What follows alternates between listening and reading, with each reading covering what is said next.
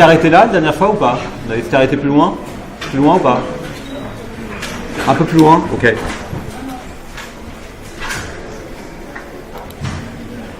Oui, on avait fait ça. Ça, on l'avait fait aussi. Ça, on avait discuté de ça aussi. On va y revenir, de toute façon, si on n'a pas discuté, c'est pas grave. On avait regardé des chiffres un peu ou pas? Non? D'accord. Donc effectivement, hein, on est d'accord que finalement, il y a au niveau de la fiscalité du capital provenant des entreprises, on a une taxation qui s'opère du côté demande de capital, le demandeur de capital étant l'entreprise. C'est la taxation sur l'impôt sur les sociétés, donc on a déjà vu TIS. Et puis ensuite, on a une taxation qui s'opère du côté de l'offre de capital, c'est-à-dire des investisseurs. Et cette taxation, elle peut prendre des formes différentes selon la nature de l'investisseur, selon la nature du capital qui est avancé. Donc on a à la fois une taxation qui est spécifique aux capitaux propres, et puis de l'autre côté, une taxation qui est spécifique aux revenus qui viendraient de la dette, donc pour les créanciers obligataires. Du côté des capitaux propres, on va le voir après, on rentrera peut-être dans le détail, d'ailleurs pas que dans ce chapitre, mais dans d'autres. Évidemment, quand on réfléchit à la taxation des capitaux propres, vous voyez que ça peut couvrir deux éléments. D'une part, la taxation sur les dividendes, donc les revenus qui sont directement versés année après année aux propriétaires des actions. Et puis en même temps, bien sûr, on a une taxation aussi sur les plus-values qui sont obtenues sur la valeur des actions lorsque vous revendez ces actions. Donc quand on appelle ça T capitaux propres, en fait la taxation des capitaux propres, ça recouvre à la fois la fiscalité des dividendes et en même temps la fiscalité de la plus-value des actions. Du côté des obligations, on peut avoir le même sujet, hein. On a évidemment une taxation qui peut être celui sur le revenu, les coupons qui sont détachés des obligations, en gros sur les intérêts de la dette, ou bien une taxation sur les plus-values, mais on sait très bien que du côté des obligations, les plus-values sont très très liées en fait à l'évolution des taux et au calendrier de versement des coupons précisément, et donc on ne distingue pas les deux, on a simplement une taxe sur la dette. D'abord, effectivement, il faut avoir en tête quelques chiffres. Ce que l'on va chercher à distribuer, c'est un résultat d'exploitation, d'accord? C'est un résultat d'exploitation ou un EBIT, et cet EBIT, il peut être versé de différentes manières. Il peut être versé sous forme de dividende ou versé sous forme de charges d'intérêt, de revenus d'intérêt pour les créanciers. Si on regarde du côté des dividendes, en fait, les dividendes sont taxés deux fois, d'accord? Donc c'est la rémunération des capitaux propres. Ils sont taxés deux fois. Ils sont taxés une fois au niveau du taux de l'IS et bien sûr une seconde fois au niveau de l'investisseur, ce que j'ai appelé ici TDIV pour taxation des dividendes. Donc si on regarde 1 euro d'EBIT qui est versé à partir de 1 euro d'EBIT qui est avant impôt qui est versé, il est taxé deux fois, une première fois au niveau des profits et puis une seconde fois au niveau des capitaux propres de l'entreprise, des dividendes des investisseurs. Donc il faut bien sûr, pour avoir une idée de la fiscalité qui pèse sur ce type de capital, il faut bien sûr combiner ces deux effets. Donc, si vous regardez, si vous combinez les deux à la fois, typiquement en France, le taux sur l'IS, d'après l'étude de l'OCDE 2012, je ne sais pas si c'est un taux moyen ou un taux statutaire, vous regardez comme moi l'étude de l'OCDE 2012, serait autour de 35%, et le taux sur les dividendes ressortirait autour de 40%. Donc, si vous faites la multiplication des deux, vous voyez bien qu'au total, ça vous fait 0,6 multiplié par 0,64, d'accord? Et donc ça fait une taxation totale qui correspond à peu près à 65%, d'accord? Pour les dividendes. Dans ce graphique-là, on a fait apparaître, c'est l'OCDE qui l'a fait, hein, il a regardé comment se composait le pré-taxe dividend income, d'accord, comment il se décomposait ensuite. Donc, imaginez que vous cherchiez à verser 1 euro sous forme de dividende à vos actionnaires. D'abord, vous allez payer la corporate tax. Donc, la corporate tax, c'est en fait ce qui est en bleu clair, c'est ce qui est au milieu, en bleu intermédiaire. Et puis ensuite, on va payer des personal tax ici, qui sont les taxes supportées par les investisseurs, des dividendes. Et donc la combinaison des deux fait que ce qui reste finalement pour 1 euro débit qui est versé, ce qui reste au final pour l'actionnaire pour 1 euro débit versé, il correspond à ce qui est en bleu foncé. D'accord ? Vous voyez qu'en Slovaquie, 80%, si vous combinez ces deux taxations, 80% de cet euro est versé finalement comme un revenu post-taxe pour l'investisseur.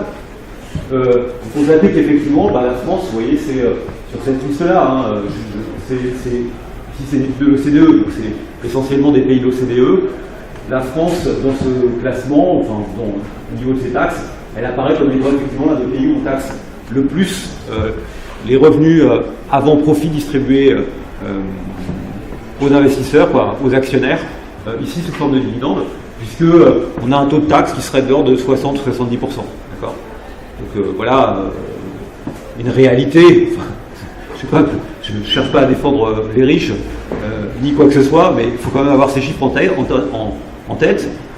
Il faut aussi se rappeler d'autre chose, c'est que ce qui est taxé, et c'est vrai aussi au niveau des taux d'intérêt, c'est un revenu qui est un revenu nominal, donc un taux d'intérêt qui est un taux d'intérêt nominal, et que si vous avez de l'inflation par exemple, c'est taxé de la même manière. Donc c'est pas véritablement un revenu réel.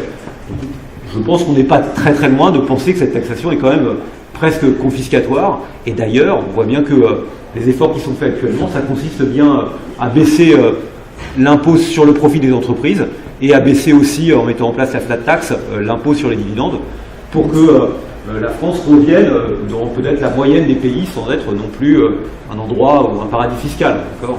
En tout cas, on n'est pas un paradis fiscal. Là-dedans, on paraît même être un enfer fiscal. Le diable est dans le détail. C'est pour ça que je vous invite à aller regarder les études de l'OCDE, parce que tout ça, c'est des niveaux moyens, d'accord ? Il y a plein d'exonérations possibles, donc il faut absolument regarder tout ça. Et puis dans la taxation du capital, il y a plein de choses qui jouent très très précisément, du genre le régime d'amortissement, par exemple des investissements. Parce qu'on a vu que les amortissements étaient déductibles du profit, et donc n'étaient pas taxés.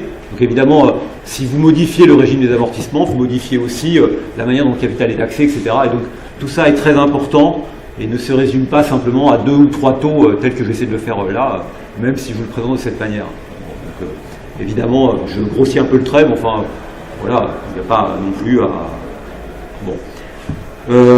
Autre élément factuel, donc voilà, la France apparaît comme étant l'un des pays dans lequel les dividendes avec les taux de profit sont les plus taxés.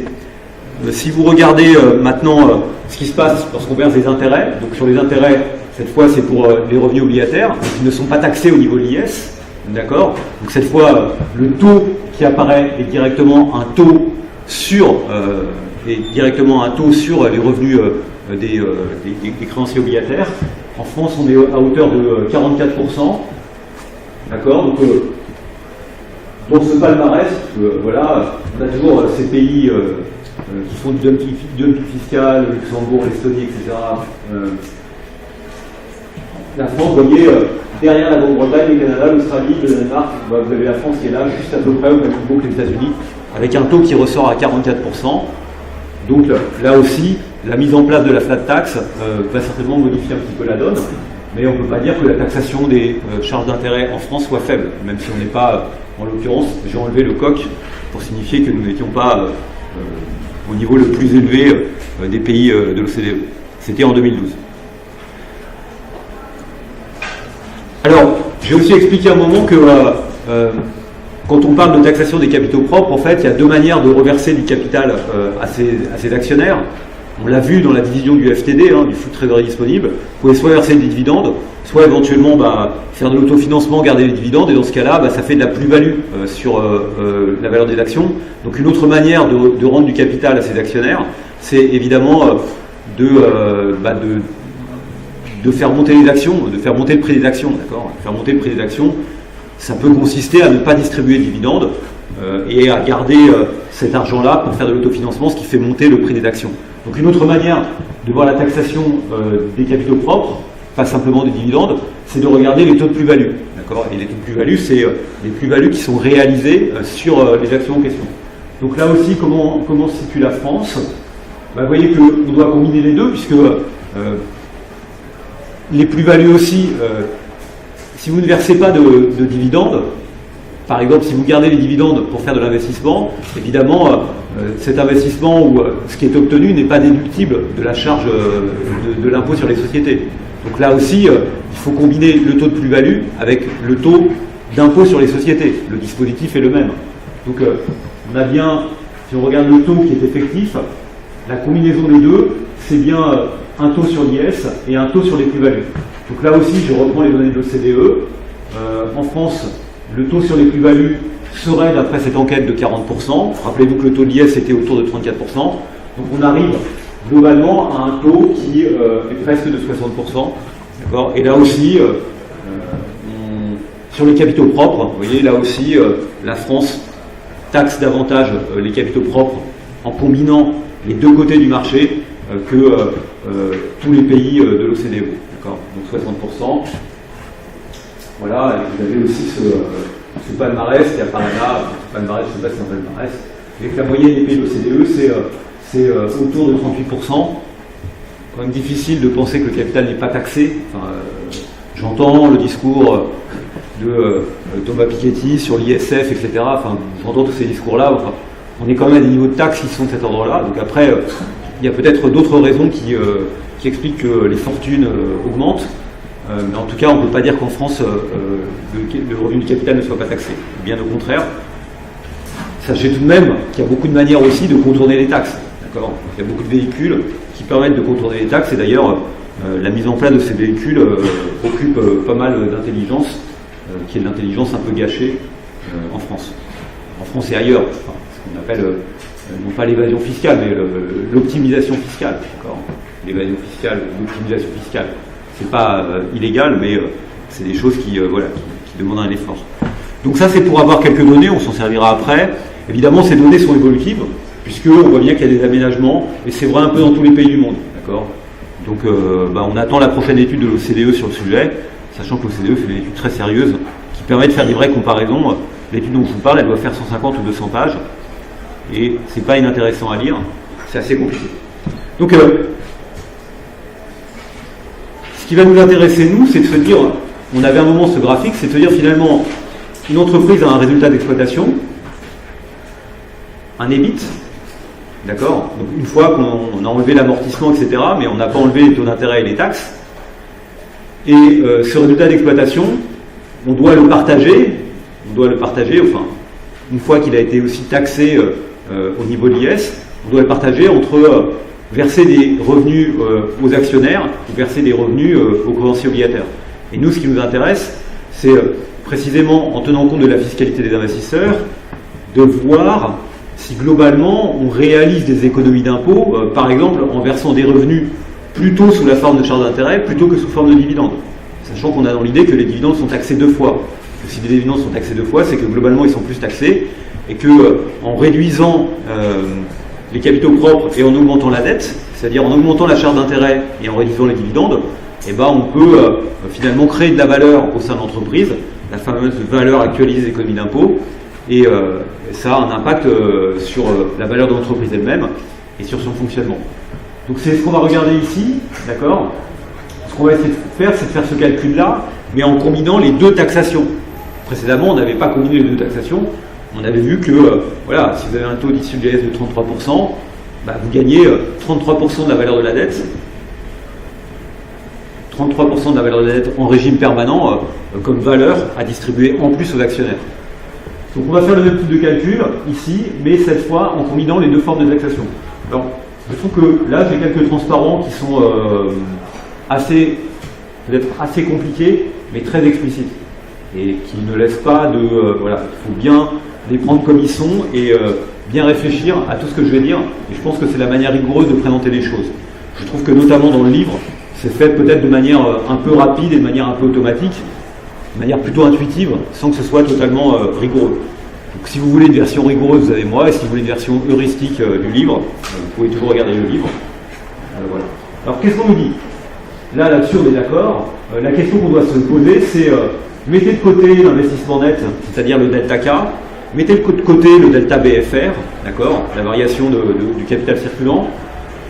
La question, ça c'est ce qu'on doit se poser, c'est la manière dont on partage le flux de trésorerie disponible, d'accord. Alors en fait, c'est pas exactement le flux de trésorerie disponible qu'on va partager. C'est le flux de trésorerie disponible plus la valeur des économies d'impôt sur les sociétés. D'accord? Rappelez-vous que le flux de trésorerie disponible, il est égal à quoi? Il est égal au résultat d'exploitation net d'impôt, 1 moins TIS multiplié par les bits, ce que l'on peut aussi appeler quelquefois le résultat net à endettement nul, que j'ai appelé aussi résultat net à endettement nul, d'accord?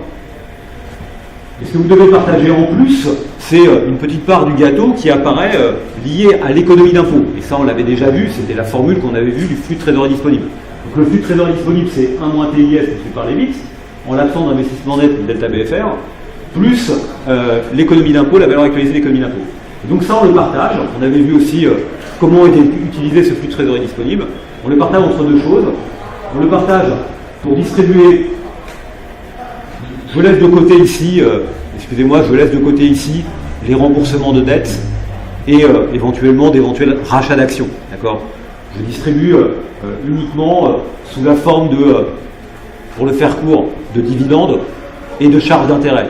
D'accord? Je ne cherche pas à réfléchir à ce que ça veut dire diminuer la dette, etc.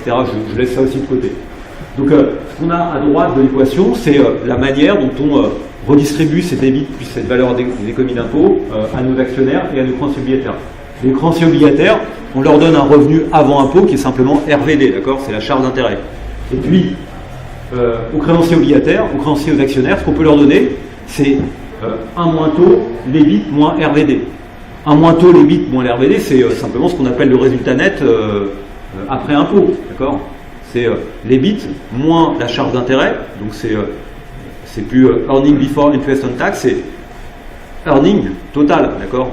Puisque on a enlevé la charge d'intérêt, la charge financière, RVD, ok, et on a multiplié par 1 moins T, et donc là, on a bien quelque chose qui est simplement ce qu'on appelle le résultat net, ou ce qui est l'earning.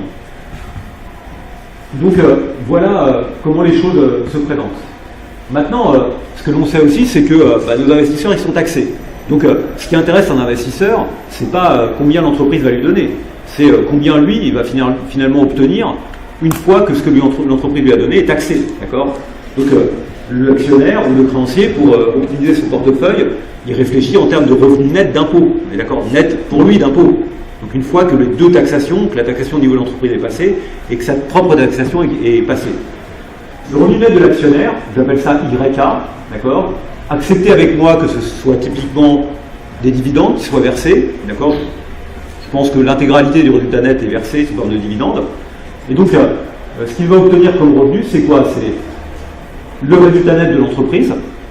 Si l'entreprise ne cherche pas à rembourser sa dette ou à faire je ne sais quoi, ou à racheter des actions, multiplié par 1 moins T, le taux des capitaux propres. Je mets TCP pour dire c'est le taux de capitaux propres. Je ne rentre pas dans le détail de savoir si c'est un TDIV ou si c'est un TPV. On n'est pas dans ce niveau de finesse, c'est pas très très important. D'ailleurs, on verra, on a vu déjà que le TDIV n'est pas très très loin du TCP.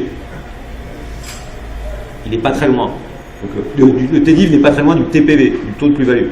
Donc le TCP, c'est quelque chose qui incorpore les deux. Donc, ce que vous obtenez comme résultat, c'est le résultat net de l'entreprise, net d'impôt, multiplié par votre propre fiscalité, en admettant que vous êtes taxé en marginal à ce taux de moyen de taxe TCP. Ce qu'obtient le créancier, c'est ce qui est en dessous. Le créancier, lui, il obtient RVD, sa charge d'intérêt, multiplié par la taxe personnelle sur les revenus d'intérêt, sur la charge d'intérêt, sur les revenus d'intérêt. Donc ce que je vais noter, 1 moins TD. Et donc, évidemment, ces deux personnes vont se partager le résultat d'exploitation de l'entreprise. Ils se partagent le résultat d'exploitation de l'entreprise, ce qui relève de l'exploitation réelle, de l'activité réelle de l'entreprise. D'accord? C'est bien 1 moins T les bits qui nous intéresse, c'est-à-dire ce qu'on appelle aussi le revenu net à endettement nul. Je laisse de côté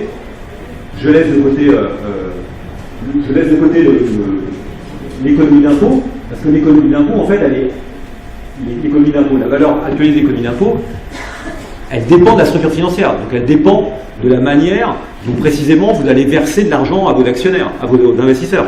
Soit en augmentant la dette et en ayant des charges d'intérêt plus fortes, et dans ce cas-là, vous allez diminuer vos capitaux propres en rachetant de la dette, par exemple, et en versant d'autres points de dividendes, puisqu'il y a moins d'actionnaires. Donc, immédiatement, vous voyez que l'équation, avec les deux définitions que j'ai là-haut, si je prends la première équation, je mets TIS RBD de l'autre côté, ce que je vois, c'est que 1 moins TIS débit, c'est ce partage entre YA, le revenu net pour les actionnaires, avec un certain coefficient devant, et YC pour les créanciers obligataires. S'il n'y avait pas de taxe, s'il n'y avait aucune taxe, donc si tout l'été était égal à 0, évidemment, on aurait immédiatement l'équation qui nous expliquerait que l'EBIT, c'est égal à YA plus YC, d'accord? Et que donc, quand vous versez 1 euro de plus pour les créanciers obligataires, c'est que vous versez 1 euro de moins pour les actionnaires. Ici, la caractéristique, c'est qu'il y a une taxation qui distord, qui modifie ça, et qui fait que lorsque vous versez 1 euro de moins ou de plus, 1 euro de plus, par exemple, pour les créanciers obligataires, ce n'est pas forcément 1 euro de moins, exactement 1 euro de moins pour les actionnaires. D'accord ? Donc on a bien cette intuition-là, c'est que finalement, du fait de la taxation et de l'impôt sur les sociétés, verser 1 euro de plus aux investisseurs sous forme de revenus de la dette, donc aux créanciers obligataires, ça coûte peut-être moins de 1 euro aux actionnaires. Pourquoi ? Parce que ça crée de la valeur dans l'entreprise, et la valeur de l'entreprise, elle provient de la valeur des économies d'impôt, et puis elle provient aussi du fait qu'il y a une distorsion au niveau de la taxation des revenus du capital sur les revenus personnels des investisseurs. Donc vous avez cette relation-là. Alors, je vous réécris cette relation, je l'ai déjà écrit là-haut, d'accord ? Et donc moi ce qui va m'intéresser, c'est précisément de dire ce que je viens d'expliquer là, c'est supposer que on est à EBIT constant. Donc dire qu'on a EBIT constant, ça veut dire que l'entreprise, est-ce qu'elle est, c'est son fonctionnement réel. La question de la structure financière, c'est de voir comment vous allez partager cet EBIT entre les deux classes d'investisseurs, qui sont d'un côté les actionnaires et les créanciers obligataires, les détenteurs d'actions et les détenteurs d'obligations. Donc raisonnez à EBIT constant, et puis regardez cette équation-là, d'accord ? Donc l'EBIT ne bouge pas, et puis regardez ce qui se passe si vous essayez justement de donner 1 euro de plus à une catégorie d'investisseurs. Combien cela coûte à l'autre catégorie d'investisseurs ? Donc typiquement, l'équation qui est là-haut, vous pouvez la prendre en delta. Le delta EBIT, il ne bouge pas, d'accord ? Vous faites une opération qui est neutre sur les décisions réelles de l'entreprise, qui consiste simplement à verser 1 euro de plus, par exemple 1 euro de plus de revenus d'intérêt aux créanciers obligataires. Dans ce cas-là, delta YC est égal à 1. Comment on fait pour verser 1 euro de plus aux créanciers obligataires ? C'est relativement simple. Ce que vous faites, c'est que vous augmentez la dette. À la marge, vous augmentez la dette. Comment fait-on pour augmenter la dette ? Comment vous faites pour augmenter la dette ? Non. Ouais. C'est là où c'est... vous augmentez la dette. Ça va augmenter la charge d'intérêt. D'accord ? Augmenter la dette, ça vous permet de racheter des actions aux actionnaires. D'accord ? Donc c'est ce type d'opération que vous faites. Ou alors, ce que vous faites, c'est que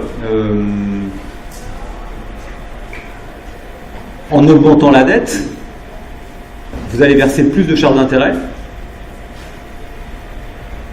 D'accord ? Et c'est donc bien une manière de faire monter le revenu des créanciers obligataires.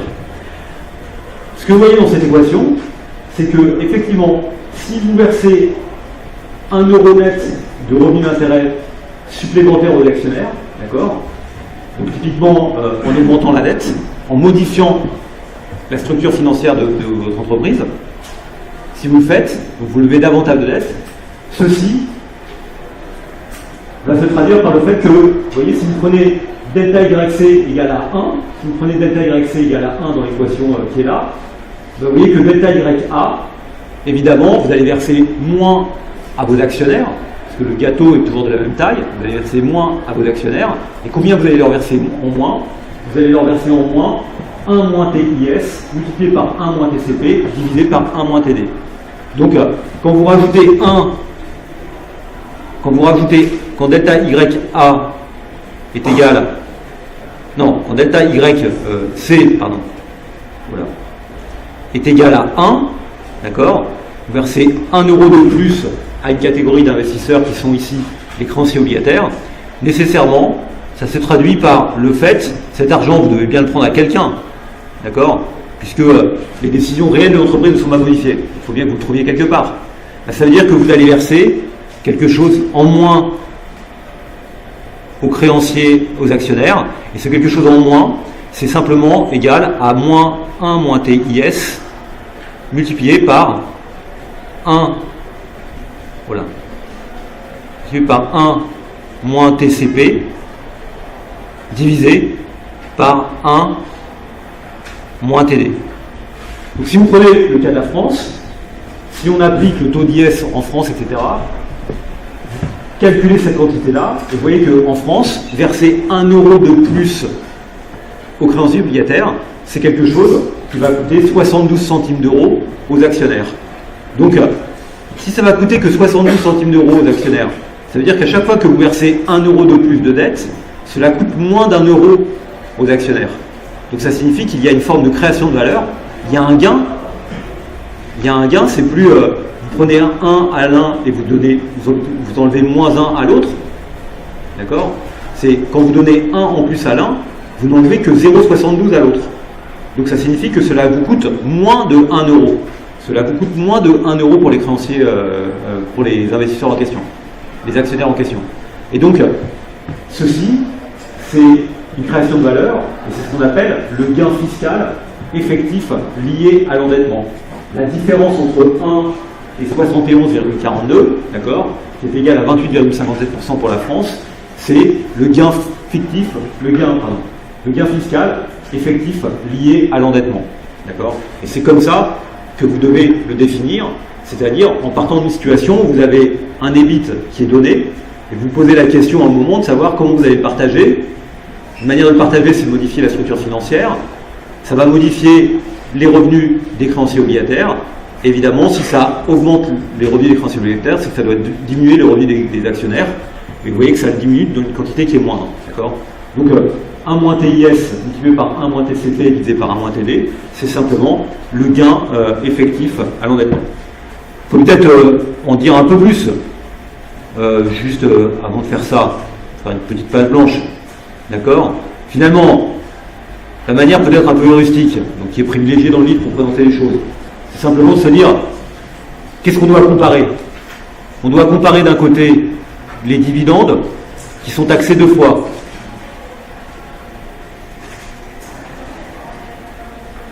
Donc ça, c'est ce qui reste. C'est ce qui reste à l'investisseur quand l'entreprise a décidé de verser 1 euro de l'EBIT sous forme de dividende. D'accord ? Donc c'est la charge, c'est ce qui reste lorsqu'on a mis en place la double taxation des dividendes, la double taxation des capitaux propres au niveau de l'entreprise et au niveau de l'investisseur. Et donc, évidemment, l'avantage fiscal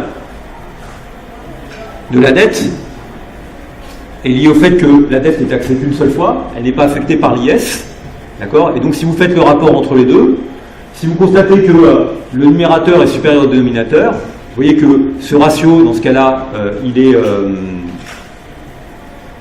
oui, c'est plutôt l'inverse. Si vous constatez que le numérateur est inférieur au dénominateur, d'accord, ce qui semblerait être le cas, dans ce cas-là, vous voyez bien que ce ratio il est inférieur à 1, ce qui signifie qu'il y a un avantage fiscal pour la dette plutôt que pour les capitaux propres, d'accord, et cet avantage fiscal relatif, il est mesuré en faisant ce ratio. Donc, ça a comme conséquence que ce qui serait de la neutralité fiscale,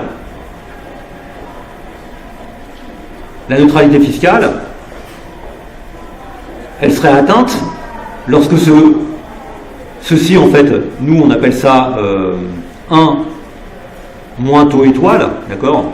Taux étoile étant le taux effectif, le taux fiscal effectif de l'endettement, d'accord? L'avantage fiscal qui est donné par l'endettement. Donc la neutralité fiscale, elle correspondrait à 1 moins taux étoile égale 1, c'est-à-dire taux étoile égale 0. Le fait que verser 1 euro sous forme d'un revenu d'actionnaire ou sous forme d'un revenu obligataire, ça coûterait la même chose, et que donc 1 euro en plus pour les actionnaires, ce serait 1 euro en moins pour les créanciers obligataires. C'est ça la neutralité fiscale. Vous voyez que la neutralité fiscale, pour que ce soit neutre fiscalement, il faudrait qu'au total, après application des deux taxations, d'accord, on obtienne le même résultat. On obtienne que les deux soient taxés de la même manière en combinant les deux taxes, la cascade fiscale, sur les capitaux propres. Évidemment, cette neutralité fiscale, elle est atteinte si tous les taux sont nuls. D'accord ? Si vous ne taxez pas, vous avez neutralité fiscale puisqu'il n'y a pas de fiscalité. Donc ça paraît assez évident. Après, il y a un avantage fiscal à la dette. L'avantage fiscal pour la dette, il est juste. L'avantage fiscal de la dette,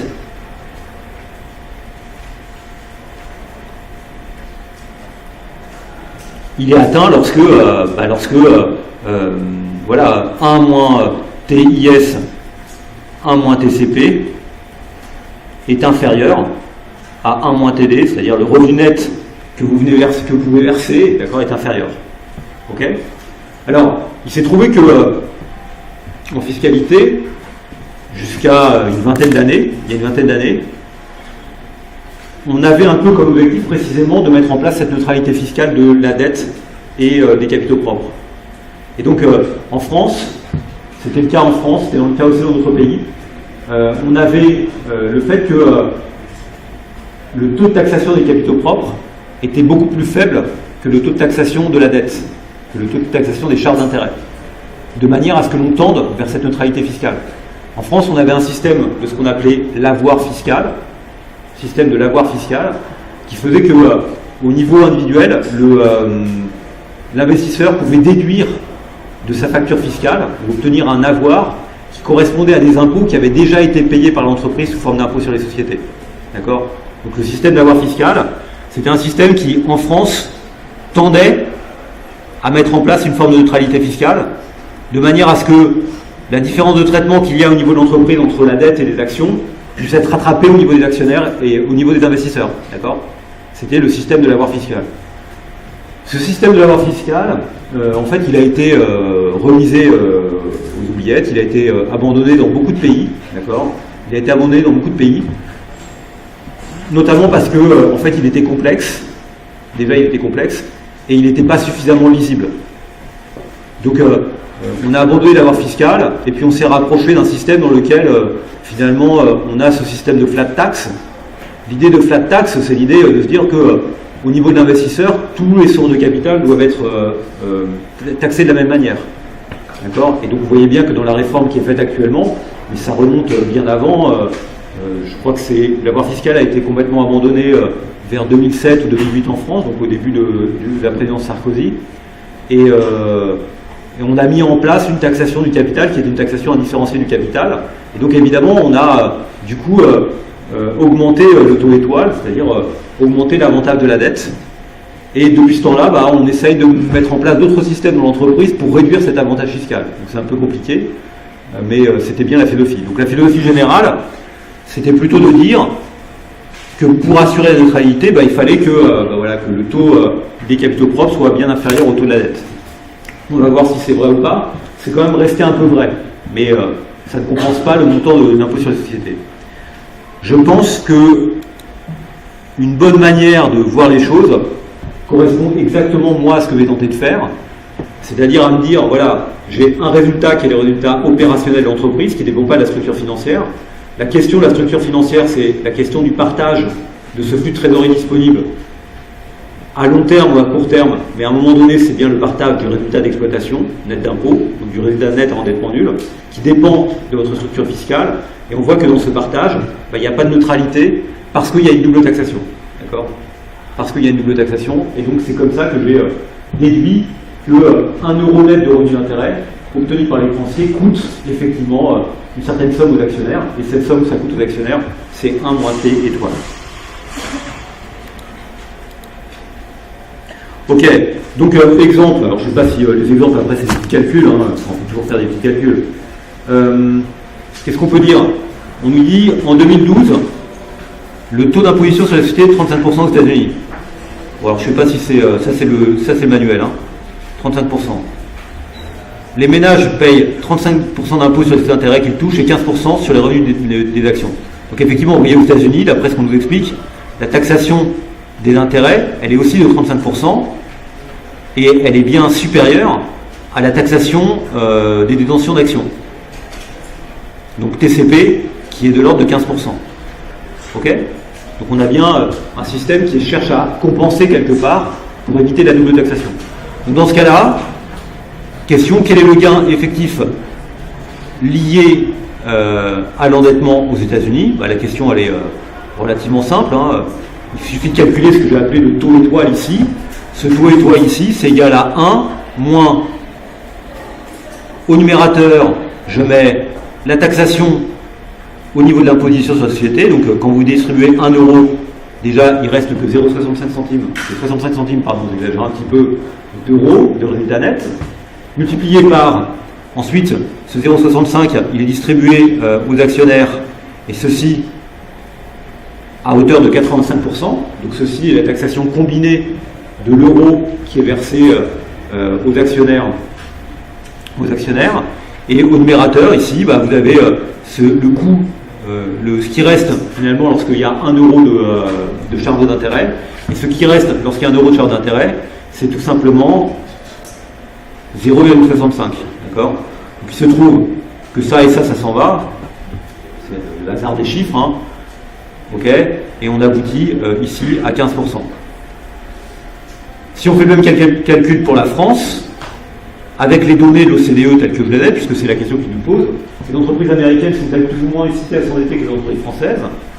Donc ça c'est dire que effectivement 1 euro de plus versé sous forme de charge de dette ne coûte que 85 centimes aux actionnaires. D'accord ? Ne coûte que 85 centimes aux actionnaires. Donc ça veut dire que ils se mettent 15 centimes dans la poche, hein, on est d'accord, en plus, puisque ça ne leur coûte que, comme si vous donnez 1 euro et ça ne coûte que 85 centimes. Donc vous gagnez 15 centimes. On va voir après qui profite de tout ça. En France, quel est le résultat? Qu'est-ce qu'on a dit sur la France? Je ne l'ai pas noté. Sur la France, qu'est-ce qu'on avait vu? On avait vu... Combien c'était? C'était 70% en haut, mais la combinaison des deux?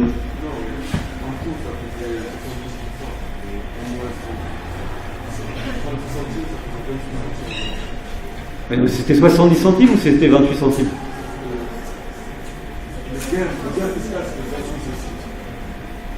Ah ok, bon d'accord, donc je ne refais pas le calcul.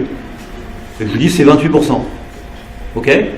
Bon, ça vaut combien un mois TIS en France? On l'avait vu. C'était 0,342, non, c'est ça?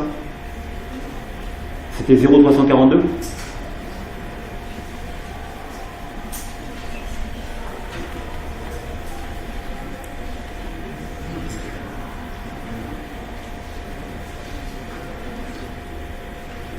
C'est bon, vous l'avez en tête là? Parce que le jour de l'examen, je peux vous poser aussi ça. Non, je peux vous demander en France quel est le taux de taxe sur la dette en 2012 selon l'OCDE. 38%, 44% ou 52%. Ça fait partie de la culture générale, quoi. Donc évidemment, je ne vais pas vous demander le chiffre avec 3 chiffres après la virgule. Je vous proposerai 3 alternatives comme dans un QCM, et après vous savez, vous ne savez pas. Bon alors, on est d'accord, ça fait 44%. 44%, du coup j'ai fait un commentaire et j'ai oublié. 44%, 34, 43 et machin, d'accord? Donc ça doit faire, en France, on est à donc 1 moins TIS, c'était 34% l'IS, c'est ça, hein? Donc il nous reste 0,66. En bas, je crois me rappeler que c'était 40%. Donc il faut mettre 0,6. Et là, c'était combien? C'était combien?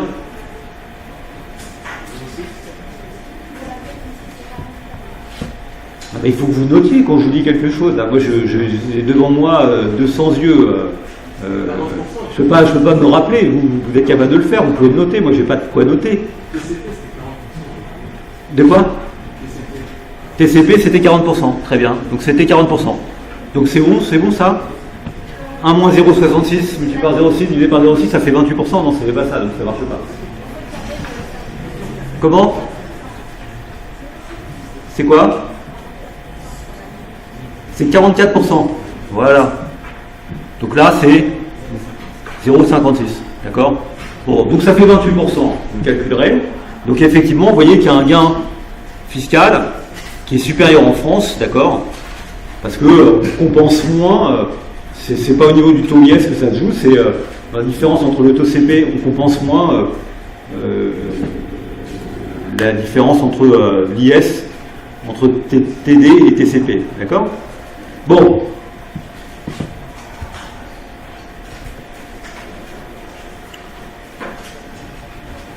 Micron est une entreprise française. Quelle est la valeur de Micron après son rachat d'actions par endettement si on l'intègre au raisonnement de l'imposition des investisseurs? C'est marrant parce que comme je ne me rappelle plus du tout de ce qu'était Micron, en regardant ça, ça ne m'inspire pas beaucoup. Hein. Alors c'était qui? C'était quoi Micron? C'était dans la section 15.3. Vous vous rappelez de ce qu'était Micron? C'était tout ça Micron? Ah oui, d'accord. D'accord. Ok, donc vous avez Micron en tête, vous avez noté toutes les équations, tous les nombres? Parce qu'après moi je n'ai plus m'en rappeler, donc ça y est, vous avez enregistré?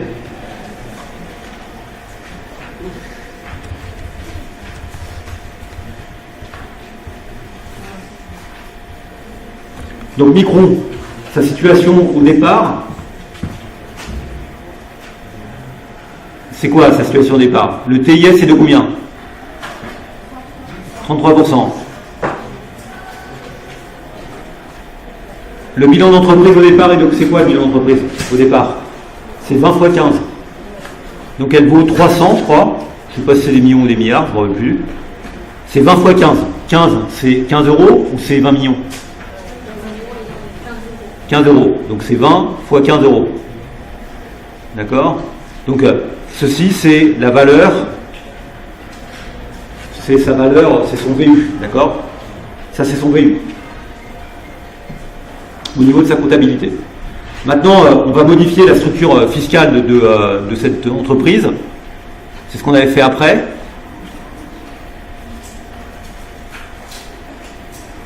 Ce qu'on avait fait en tout cas après, nous on va réfléchir à ce qui se passe ensuite une fois qu'on intègre la taxation des investisseurs. Donc ici je décris un cas, d'accord, où TCP et TD est égal à 0. C'était le cas qu'on avait déjà vu, donc je le refais histoire de m'en rappeler, parce que après je vais plus m'en rappeler. Donc ce qu'on avait mis, c'est qu'on avait mis 100 millions de dettes, c'est ça, hein, on avait mis 100 millions de dettes. Donc dans ce cas-là, évidemment, la situation de Micron après l'opération, d'accord, c'était le fait que son bilan se présentait de la manière suivante, avec une économie d'impôt. Donc l'économie d'impôt, elle est de combien? Je vais trop vite. 33, donc c'est bien, vous faites moins d'erreurs que moi comme ça en le voyant tout de suite, parce que je ne réfléchis pas, je l'écris un peu machinalement et puis je ne fais pas attention à ce que je dis. Donc on a une économie d'impôt évidemment de 33, d'accord. Donc ceci, c'est 233. Ok. Comment ça va se partager? On est d'accord qu'en fait, les actions, chaque action, il va y avoir 33 millions d'euros de plus. Donc ces 33 millions d'euros de plus, ils vont être partagés entre combien d'actionnaires? Entre 20 millions d'actionnaires. Donc chaque action va augmenter de combien? 33 divisé par 20, ça fait 1,65. D'accord? C'est ça, hein? 1,65. Et donc 233, c'est juste 16,65 euros multiplié par combien d'actions? 14. Et donc on en a racheté 6. C'était bon ça? Ok. Donc maintenant, qu'est-ce qui a changé dans notre histoire avec la taxation avec la taxation. Donc, quelle est la valeur de Micron après son rachat d'actions par l'endettement si on intègre au raisonnement l'imposition des investisseurs? Que va-t-il se passer dans ce cadre-là? Quelle est la différence? Donc, cette fois, si on intègre la taxation des investisseurs, à quel niveau d'abord? C'est une entreprise française. Donc, on va imaginer que c'est une entreprise française. Donc, une entreprise française, on a un certain TCP et un certain TD, d'accord? Je ne connais pas, on les utilisera après, c'est juste dans l'application numérique ça joue. Et puis on a le taux IS qui est égal à 33%. Qu'est-ce qu'il y a de nouveau dans ce qu'on va faire là maintenant? Qu'est-ce qu'il y a de nouveau? Voilà, la nouveauté c'est qu'il va y avoir une imposition sur les capitaux propres et une imposition sur la dette. Et en fait, la manière de résumer ça de manière simple, c'est que ici, on a un taux d'IS qui est de 33%, et c'est ce qui détermine la valeur actualisée, c'est ce qui détermine la valeur actualisée de l'économie d'impôt. Elle était de 33, d'accord? Maintenant, ce qui va se passer, c'est que, et 33, c'était TIS multiplié par la valeur de la dette. D'accord? Et ce que vous faites, c'est que maintenant ce qui va se passer, c'est que vous mettez plus TIS, mais ce qui va intervenir ici, c'est plus le TIS, mais c'est le taux étoile. Donc c'est le taux étoile multiplié par VD. D'accord? Et c'est ça, ça va être ça qui va être la nouvelle valeur actualisée de l'économie d'impôt, en tenant compte de la fiscalité des investisseurs. En tenant compte de la fiscalité des investisseurs. Donc combien vaut cette quantité? Cette quantité, elle vaut 28, d'accord? Puisque cette valeur, maintenant, elle ne vaut plus 33, mais elle vaut 28 si vous admettez que c'est 28%, parce qu'on a calculé ça tout à l'heure, on s'est dit que c'est 28% pour la France. Donc ça vaut 28, donc ça signifie qu'en fait, l'avantage fiscal, évidemment, l'avantage fiscal, il est réduit, d'accord? Et donc le prix des actions ne va pas augmenter autant que ce que l'on espérait. Ne va pas augmenter autant que ce que l'on espérait. Puisque de combien va augmenter le prix de chaque action? De combien ça va augmenter le prix de chaque action? Ça va augmenter de 28, le gain fiscal lié à l'endettement, d'accord, qui est égal à taux étoile multiplié par VD, divisé par le nombre d'actions initiales, et initialement il y a 20 millions d'actions. Donc c'est 1,4. D'accord? Donc le nouveau prix de l'action, il ne sera pas de, comme tout à l'heure, de 16,65, il sera de 15 plus 1,4, c'est-à-dire uniquement de 16,4. D'accord? Donc le prix de l'action après l'opération, il sera juste de 16,4. Ok? Donc le bilan de l'entreprise, je le mets ici en bleu.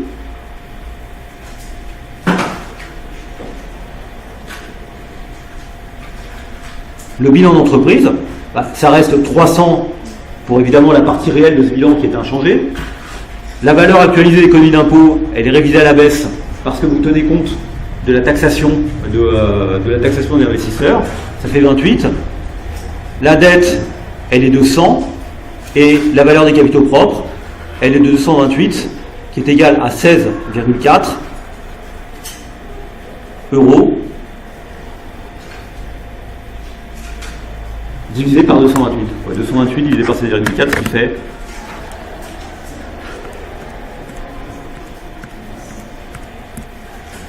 ce qui fait 13,9. D'accord? Donc vous rachetez un peu plus d'actions parce que vous les rachetez moins cher. Donc il reste 13 900 000 actionnaires. D'accord? Donc voilà comment se retrouve la situation. Là-dedans, on a gommé beaucoup de choses. Ce qu'on s'est contenté de faire, c'était juste de dire que le TIS, maintenant, il incorpore la fiscalité des investisseurs, et donc il est remplacé par un taux étoile. Ok? On va faire d'autres cas de ce type-là, notamment en exercice.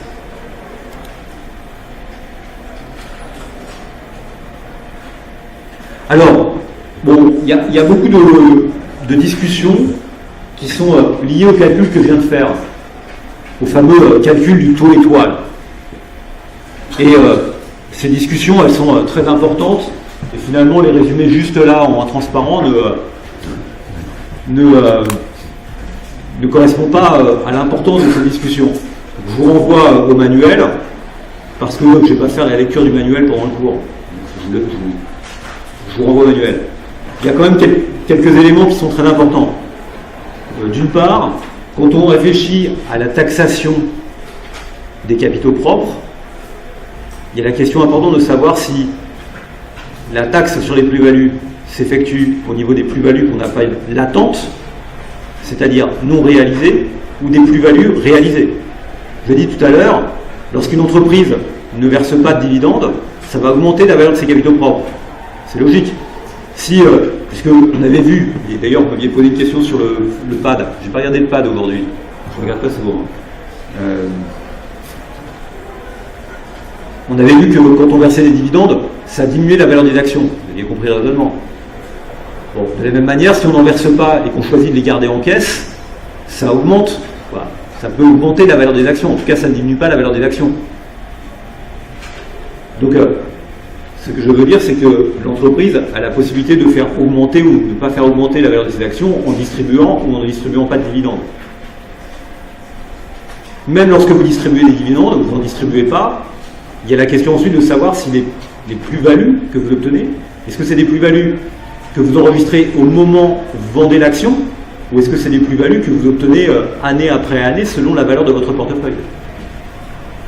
Dans les régimes fiscaux habituels, la taxation sur les plus-values, elle se fait sur les plus-values réalisées, et pas sur les plus-values latentes. Donc c'est une fois que vous vendez que vous faites la taxation. Et donc vous voyez que si vous vendez relativement tardivement, quelque part, la facture fiscale que vous avez à payer, elle est remise à demain. Elle est éloignée dans le temps. Donc évidemment, ça réduit en quelque sorte la valeur actualisée de la facture fiscale que vous allez payer dans quelques temps. Si vous ne vendez jamais vos actions, vous ne paierez jamais d'impôt sur les plus-values. Et vous ne donnez pas des actions pour ne jamais les vendre. Et vous voyez bien qu'il y a un effet dans ce cas-là de report qui s'effectue et qui modifie le poids effectif de la taxation et qui fait que ce n'est pas complètement neutre. Deuxième question, ensuite, même si on admettait que la plus-value était taxée immédiatement, et donc sur les valeurs latentes, on observe dans la réalité que la taxation sur les dividendes ne s'effectue pas au même niveau que la taxation sur les plus-values. Et pourtant, ce qu'on a vu, c'est que verser 1 euro de dividende en plus, ça réduisait la valeur de l'action de 1 euro, instantanément, d'accord, enfin, au niveau de l'entreprise, s'il n'y avait pas de taxation. Donc, le fait que la taxe sur les plus-values ne soit pas la même que la taxe sur les dividendes pose problème de ce point de vue-là. Il y a une non-neutralité. C'est un thème sur lequel on va amplement revenir, notamment dans le chapitre suivant. Enfin, dernier thème qui est fondamental, c'est qui l'investisseur?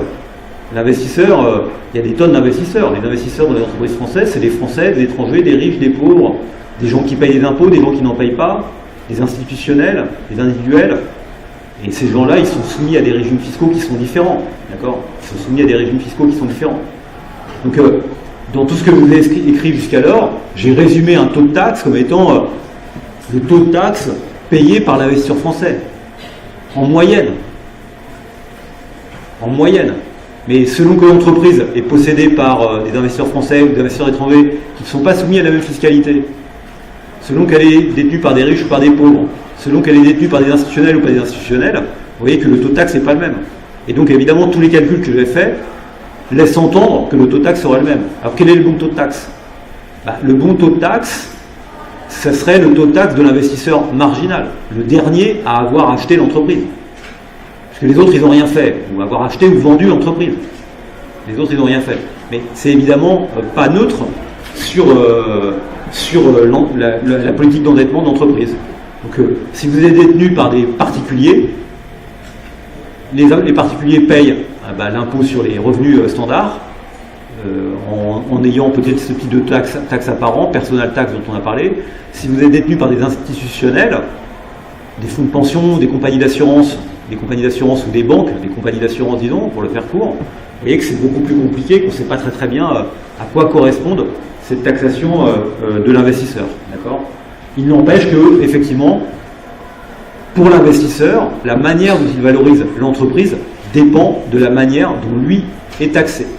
Et c'est ça le point dont il faut bien se rappeler. Donc tout ça n'est pas sans influence, et je vous conseille, plus que je vous conseille, de lire le manuel à ce sujet. C'est peut-être des points sur lesquels on reviendra dans un exercice, quoi. Je ne me rappelle plus, mais je crois pas. Enfin, peut-être. Bon, on y va. On fait un petit exercice. Chapitre 15, exercice 23. Donc, on a une entreprise qui souhaite lever des capitaux. Donc, on ne sait pas lesquels. Les capitaux, ça veut dire capitaux propres ou dettes. L'entreprise hésite entre l'émission d'obligations et d'actions. C'est ce que je viens de dire. En tout état de cause, les titres seront sans risque. Ça, c'est fondamental. Cette phrase, elle nous dit quoi ? Elle nous dit que les titres seront sans risque. Dans les deux cas, que ce soit des actions ou des obligations. Donc en fait, c'est les mêmes.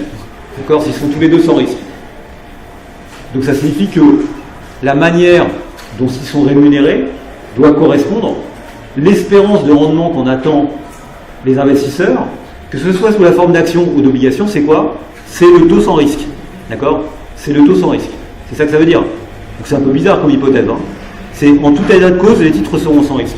Donc le rendement attendu par l'investisseur, quel qu'il soit, c'est le taux d'intérêt sans risque.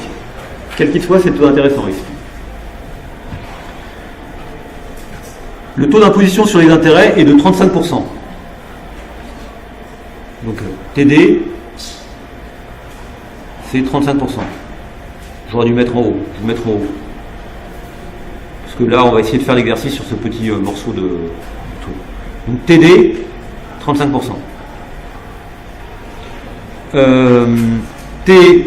TCP, c'est que ce soit là sur le dividende de la plus-value, on ne rentre pas dans le détail, c'est 15%. Bon, au contraire, les intérêts et les dividendes ne sont pas déductibles de l'IS. Très bien. Le taux d'imposition sur les sociétés est de 40%. Donc voilà ce qu'on nous donne comme ingrédient à l'exercice. Si le taux d'intérêt sans risque est de 6%, quel est le coût des capitaux propres ? Cette question, elle pourrait vous laisser un peu... voilà, on nous dit RF, c'est 6%. Quel est le coût des capitaux propres ? Donc 6%, c'est le taux sans risque, c'est le rendement qui est attendu par l'investisseur pour détenir un titre sans risque. Or, les capitaux propres sont sans risque. Donc c'est le rendement attendu, le rendement espéré pour l'investisseur, 6%.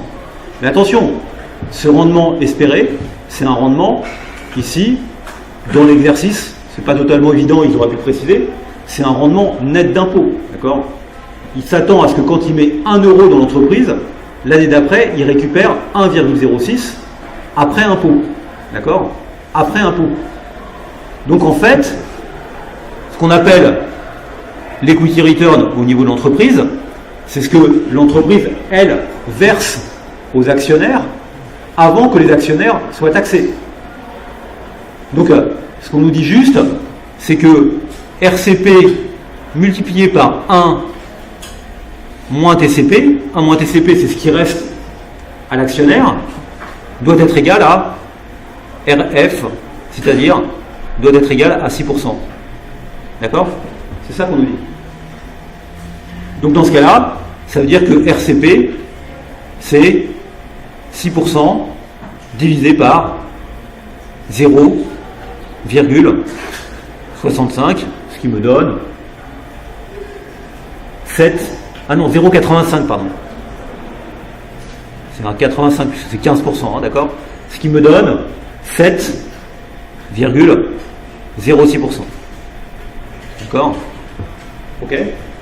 Donc là, en lisant l'énoncé, il faut bien comprendre que les titres sont sans risque et que le taux d'intérêt auquel on fait allusion, le taux d'intérêt sans risque, c'est un taux d'intérêt net d'impôt. Net d'impôt. D'accord ? Quand vous dites le taux d'intérêt est de 5%, c'est un taux net d'impôt ou c'est un taux non net d'impôt ?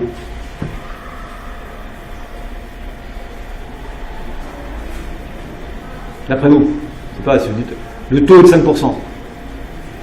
Pour moi, c'est un taux avant fiscalité, quoi. D'accord? Après, il peut y avoir une fiscalité sur les 5%. Oui?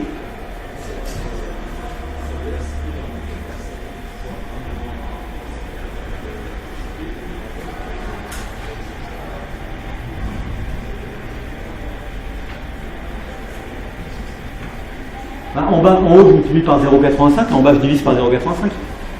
Je fais passer le 1 moins TCP de l'autre côté. Enfin, de l'autre côté, je ne sais pas, en dessous. Donc ça fait 7,06%. Donc c'est un peu bizarre, parce que le taux d'intérêt sans risque, c'est un taux d'intérêt sans risque net d'impôt. Franchement, moi, si je devais donner cet exercice au partiel, je dirais peut-être taux d'intérêt sans risque net d'impôt est de 6%. Je dirais plutôt la rémunération nette attendue par un actionnaire, par un détenteur de titres sans risque est de 6%. D'accord? Donc c'est pas très clair. Parce qu'effectivement, quand je dis le taux de 5%, c'est un taux qui est brut d'impôt, qui est avant impôt, c'est pas un taux après impôt. Là, d'accord, je fais comme si c'était un taux après impôt. Je dis c'est la rémunération nette attendue par l'investisseur. Bon, quel est le coût de la dette après impôt? Le coût de la dette après impôt, c'est quoi? Bah, même raisonnement. La dette,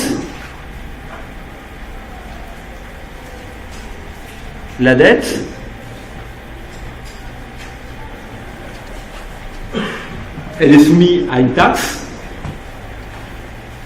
Elle est soumise à une taxe, la dette, qui est égale à... elle est soumise à une taxe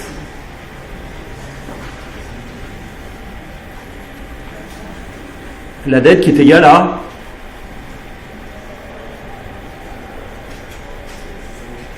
la dette, elle est soumise à une taxe qui est égale à 1 moins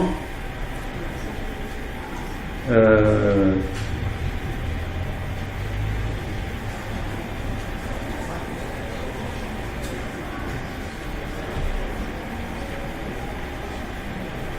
y a quelque chose que je ne comprends plus dans ce que je fais.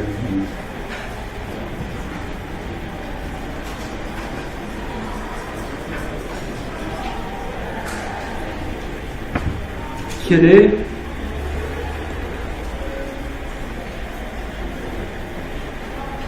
est le coût de la dette? Parce que je l'ai fait tout à l'heure chez moi, et je regarde ma correction, et je suis dubitatif dans ma correction.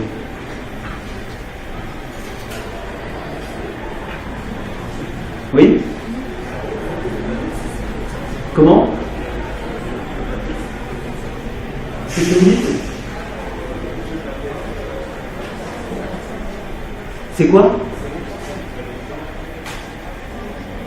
Mais c'est pas le taux de la dette, ça c'est le taux de la dette, c'est pas le RD, c'est le taxe sur la dette.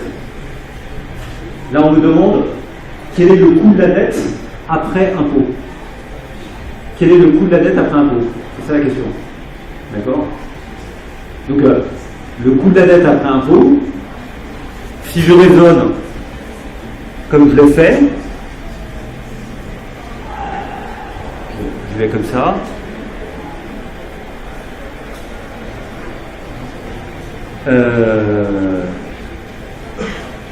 Pourquoi j'ai mis ça?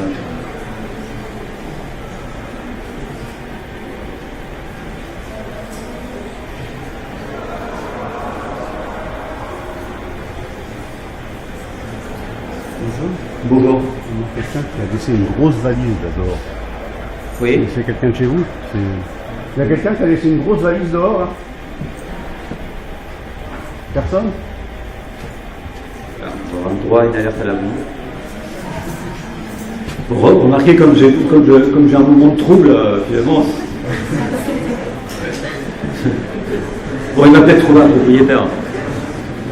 C'est peut-être un cadeau tombé du ciel, hein, quelque part.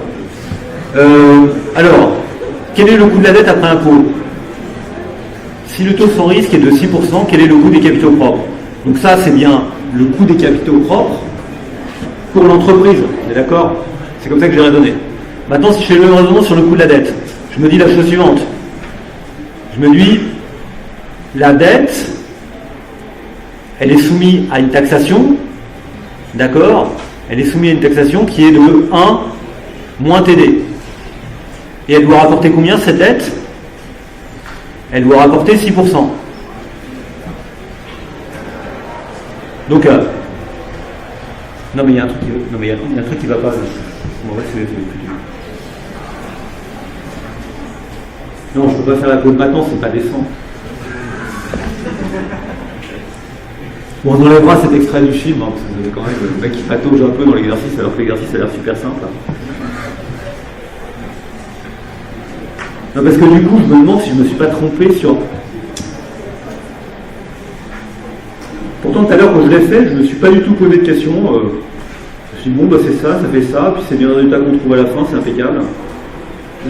Parce que, contrairement à certains étudiants, à beaucoup d'étudiants, quand je fais l'exercice, moi, je regarde jamais les corrections.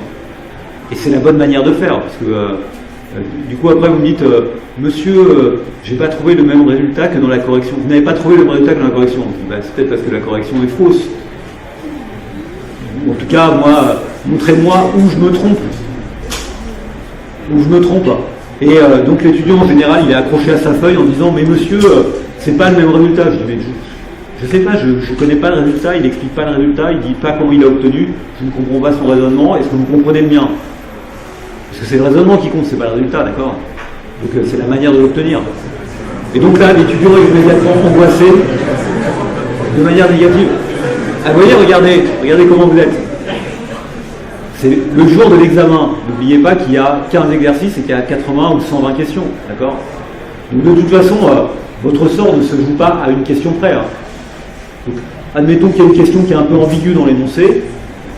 De toute façon, ça ne va pas changer grand-chose à votre destinée au niveau de votre note. Ça fait partie des aléas du métier. Vous voyez, une copie qui a 11, une copie qui a 11,5, franchement, c'est pas une grande question. D'accord? Pas une grande question. Il faut essayer de réduire le plus possible.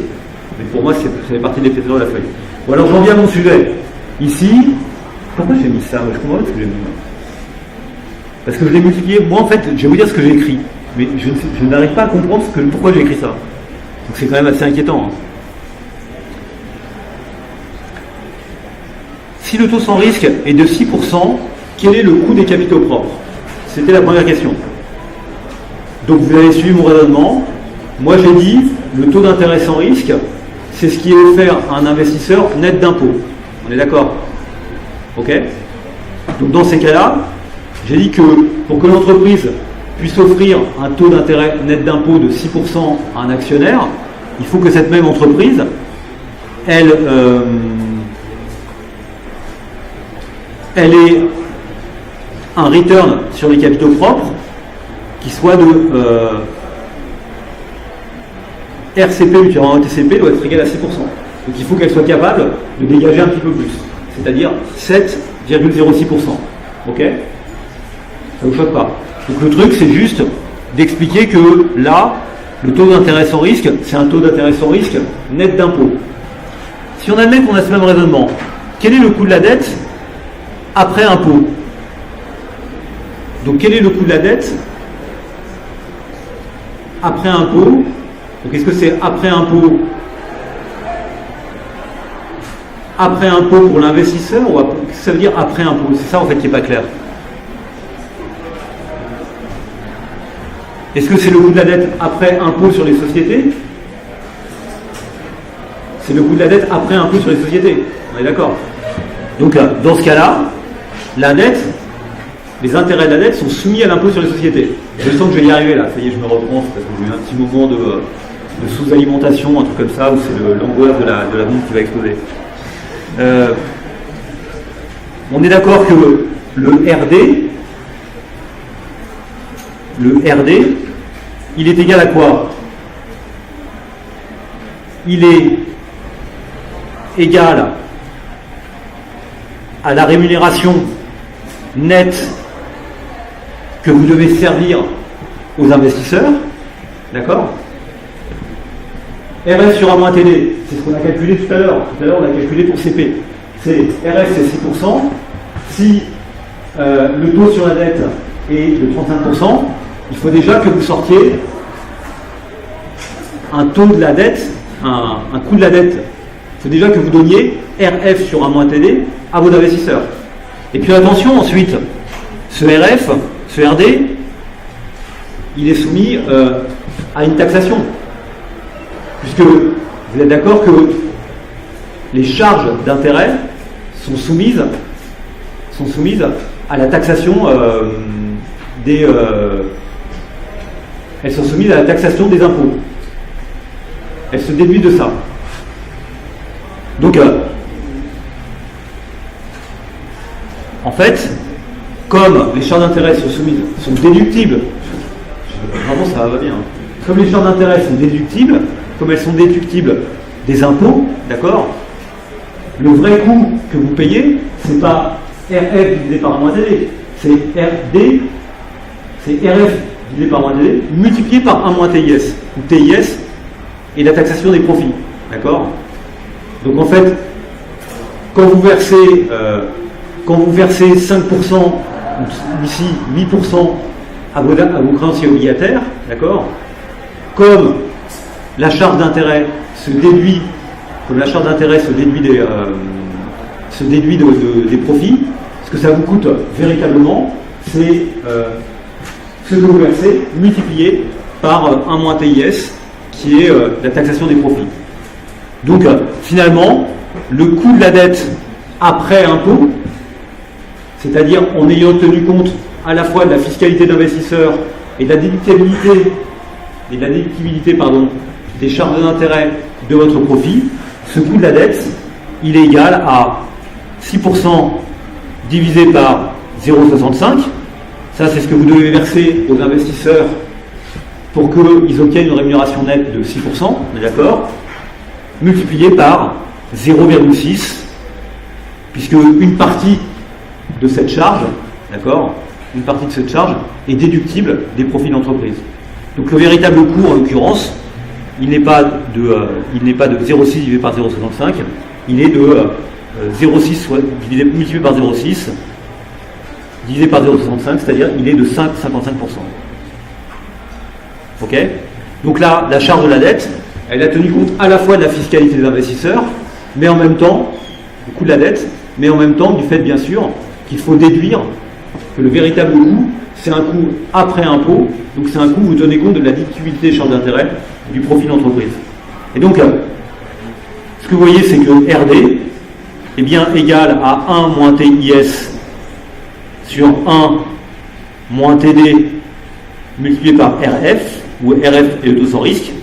Et ce taux sans risque, il est aussi égal à RCP divisé par 1 moins TCP. Donc finalement, si je remplace RF par RCP, ce que j'obtiens, c'est que comme RF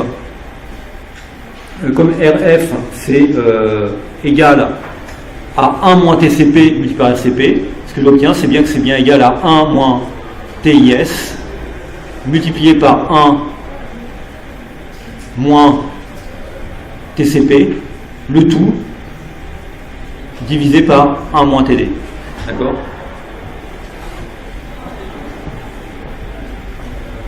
C'était la dernière question. Montrer que le coût de la dette après impôt est égal au coût des capitaux propres multiplié par 1 moins taux étoile. Cette quantité-là, qu'on a déjà documentée, cette quantité, est bien le 1 moins taux étoile, c'est-à-dire 1 moins l'avantage fiscal lié à la dette. Donc on comprend bien ce que ça veut dire. Les deux titres ici sont rémunérés de la même manière. Ils sont identiques en fait, les deux titres. Du point de vue de l'investisseur, les deux sont sans risque et ils doivent permettre de dégager un rendement net de 6%. D'accord ? La seule différence qu'il y a entre les deux titres, c'est la fiscalité. Fiscalité dans l'entreprise et fiscalité des investisseurs. Si vous combinez les deux, vous voyez que le coût de la dette, il est inférieur pour l'entreprise. Parce que pour verser ces 6% net d'impôts, ça coûte beaucoup moins de 6% à l'entreprise, ça lui coûte que 5,55%. Alors que pour verser ces mêmes 6% de rendement sous la forme d'un revenu net d'action, d'accord, cela va coûter à l'entreprise 7,06%. Et la différence qu'il y a entre les deux, c'est l'avantage fiscal lié à la dette. D'accord ? Oui ? Qu'est-ce que vous dites ?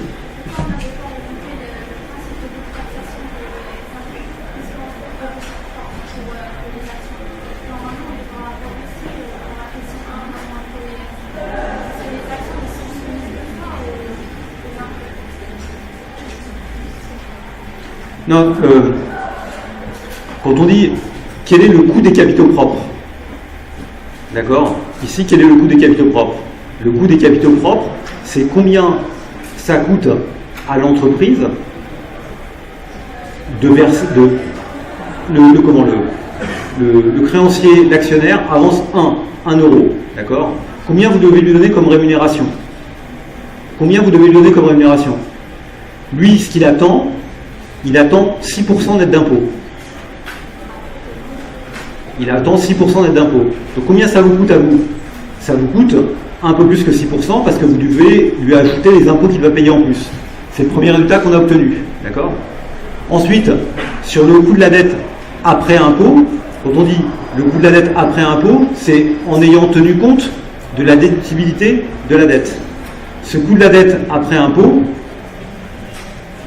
pour moi, il faut d'une part, comme dans le raisonnement précédent, tenir de la fiscalité de l'investisseur. C'est le premier morceau. D'accord? C'est ce premier morceau. Et puis après, il faut tenir compte du fait que, en fait, ce RD, il se traduit pour l'entreprise par une économie sur les impôts. Donc il faut le multiplier par 1 moins TIS. C'est pour ça que je dis que c'est ça le coût de la dette après impôt. Que doit choisir l'entreprise? Bien sûr, elle doit choisir le financement au moindre coût.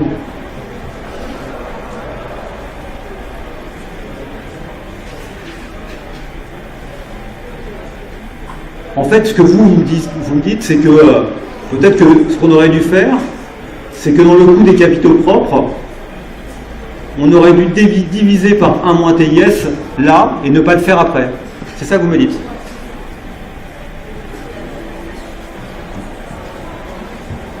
Si le taux d'intérêt sans risque est 6%, quel est le coût des capitaux propres? Donc, vous, dans ce cadre-là, vous auriez dit, attention, il faut déjà verser 7,06%, d'accord? Mais comme c'est pas déductible des impôts, il faut le diviser par 1 moins T, il faut encore le rediviser par 1 moins TIS, d'accord? Ça me semble être une manière alternative de faire l'exercice qui est peut-être la bonne. D'accord? Ce que dit votre camarade. Donc après, il faudra regarder sur la correction ce qu'ils disent. Ce qu'elle dit, c'est qu'elle dit, en fait, le raisonnement que vous devez faire, c'est que le coût des capitaux propres, c'est le coût des capitaux propres en ayant mis toutes les couches de fiscalité. Donc la couche de fiscalité de l'investisseur, là on l'a mise, et la couche de fiscalité de l'entreprise. Donc en vert, c'est la manière alternative de faire l'exercice, et peut-être que c'est mieux. Vous me dites, en fait, il faudrait écrire ça. Il faudrait écrire le coût des capitaux propres.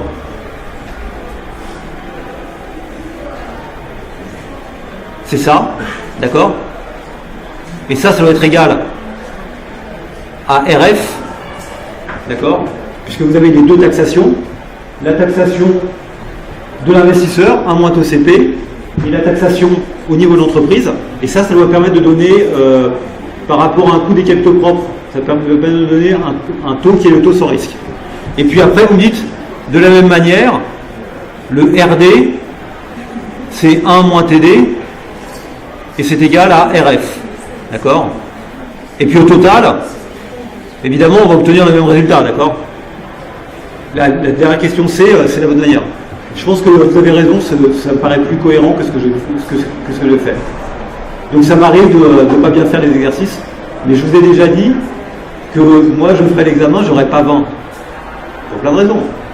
Non, attendez, l'examen, il est noté sur 24 chaque année ou sur 25. Donc en général, personne n'a vraiment 20, d'accord? Je crois que l'année dernière, j'ai mis un 21,5 sur 24. Pas mal. C'est quand même peu d'erreurs. Mais comme j'ai dû faire après une transformée concave, etc., j'ai dû relever les notes. Et donc finalement, j'ai eu un phénomène en anglais, on dit de bunching, au niveau du 20, c'est-à-dire que toutes les notes se sont collées au 20, parce que tous les gens qui, en faisant la correction, finalement, ils dépassaient les 20. Donc le premier qui a eu 22, en fait, il a été ramené à 20, et il a été rattrapé par d'autres qui avaient des moins bonnes copies. C'était vrai. C'est pour ça que l'année dernière, j'ai fait une correction qui n'était pas linéaire, mais une correction en racine, pour éviter ce phénomène de bunching. Parce que j'étais un peu embêté quand même. Ça m'ennuie un peu d'avoir 7 personnes qui ont 20, alors qu'en fait, il y a une copie qui est nettement meilleure que les autres.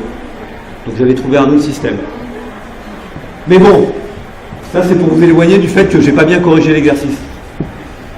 Effectivement, en vert, ça me paraît mieux parce que c'est bien la bonne manière de mesurer les capitaux propres tels qu'on l'avait vu au départ, c'est-à-dire avant taxation et avant les deux taxations.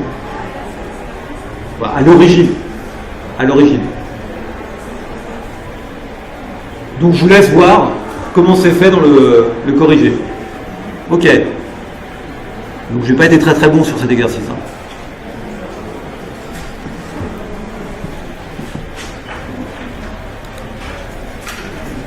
Ah, on va faire la pause parce que là il suit un chapitre, quoi, des morceaux sur lesquels j'ai pas grand chose à dire. Pareil, j'ai envie de vous renvoyer à la lecture du manuel. Donc on se retrouve dans 10 minutes après la pause. Merci de votre attention.